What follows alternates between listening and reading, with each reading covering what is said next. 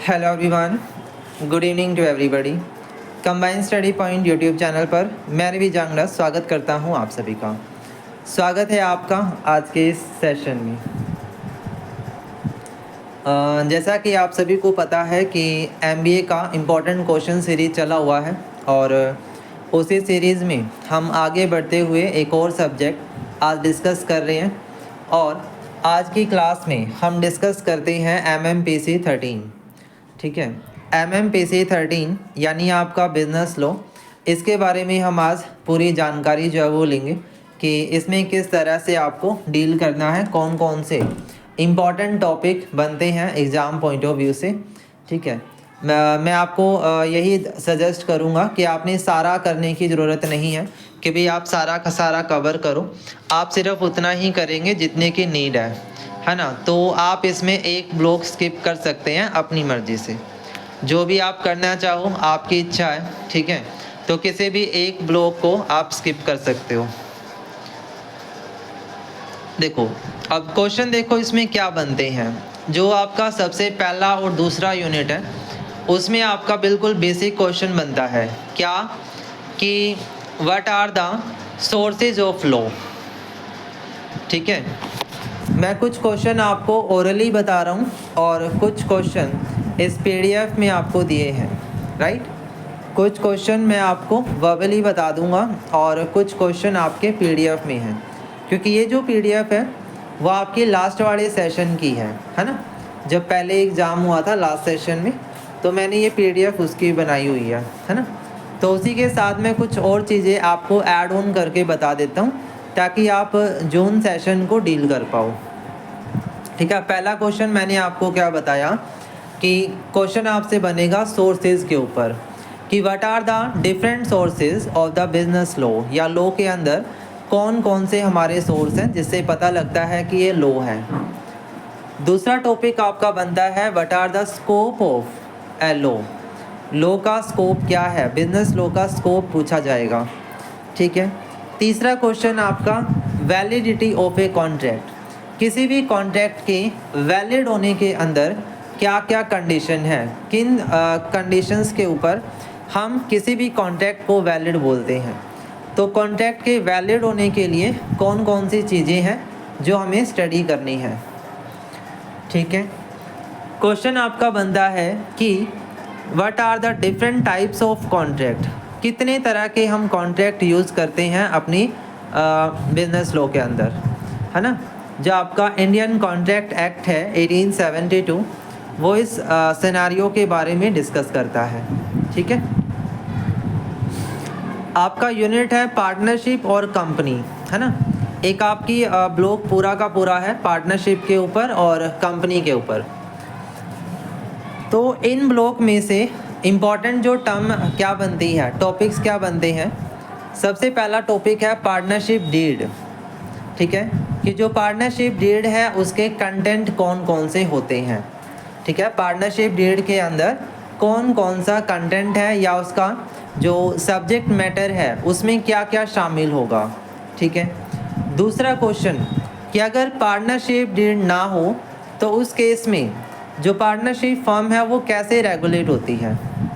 ठीक है, तीसरा question what are the different types of partner.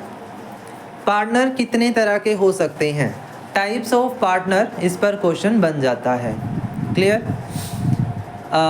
इसके अलावा रिकॉन्स्टिट्यूशन ऑफ द फर्म, वो कौन कौन सी कंडीशन है जहाँ पर पार्टनरशिप फर्म का रिकॉन्स्टिट्यूशन करवाना होता है। हम पार्टनरशिप फर्म में रिकॉन्स्टिट्यूशन कब करते हैं, तो उसके लिए क्या क्या कंडीशन आपकी बनेंगी। क्लियर।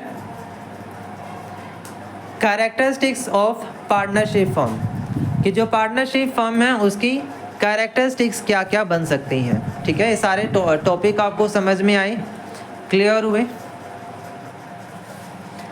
इसके बाद है कंपनी।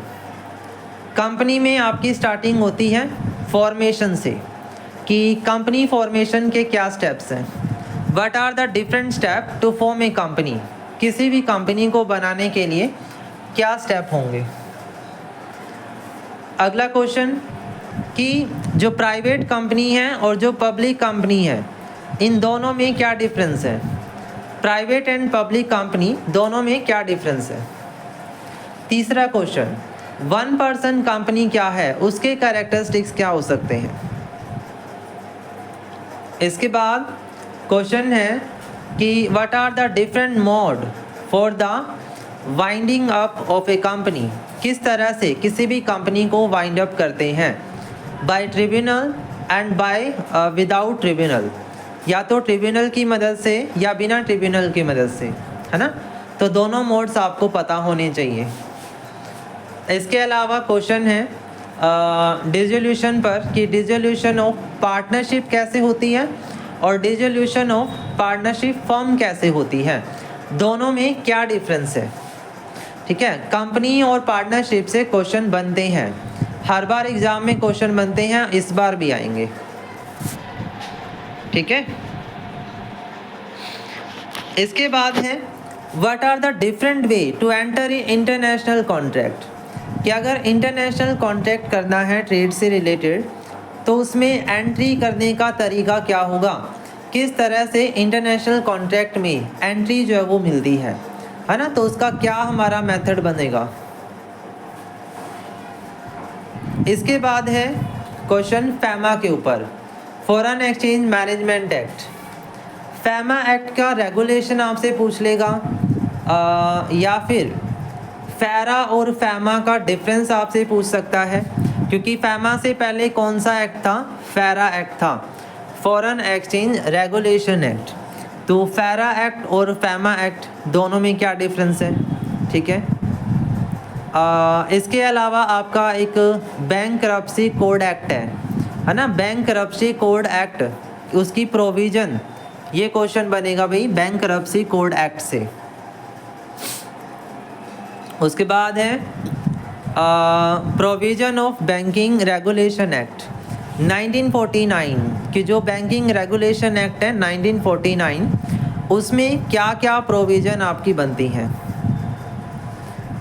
क्वेश्चन आपका बन सकता है कि what are the different functions of a commercial bank, किसी कॉमर्शियल बैंक के फंक्शन हमारे क्या क्या बन सकते हैं? ठीक है,